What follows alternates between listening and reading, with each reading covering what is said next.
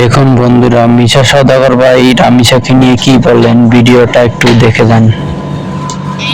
এই যে বিচার ব্যবস্থাটা দেরি হবে কেন, এটা কিন্তু একেবারে ফার্স্ট প্রায়োরিটি দিয়ে এটা যত তাড়াতাড়ি সম্ভব এটা দৃষ্টান্তমূলক শাস্তি স্থাপন করা উচিত, এবং এটা যাতে এমন একটা এক্সাম্পল হওয়া উচিত যাতে ফার্দার আর কোনো রামিসা বলি, আসিয়া বলি বা যারা আমাদের কোনো যাতে এই এই এই ভূখণ্ডে প্রত্যেকটা নারী প্রত্যেকটা পুরুষ যাতে, বিশেষ করে এই ব্যাপারটা তো নারীদের জন্য, এটা প্রত্যেকটা নারী যাতে নিরাপদে থাকে, এটা একদম এই মুহূর্তে সবচেয়ে বড় চ্যালেঞ্জ। এবং এভাবে এভাবে এভাবে এভাবে যদি ইনশাল্লাহ আমরা না গায়ে যাই তাহলে আমাদের জন্য এটা খুব ভীতিকর।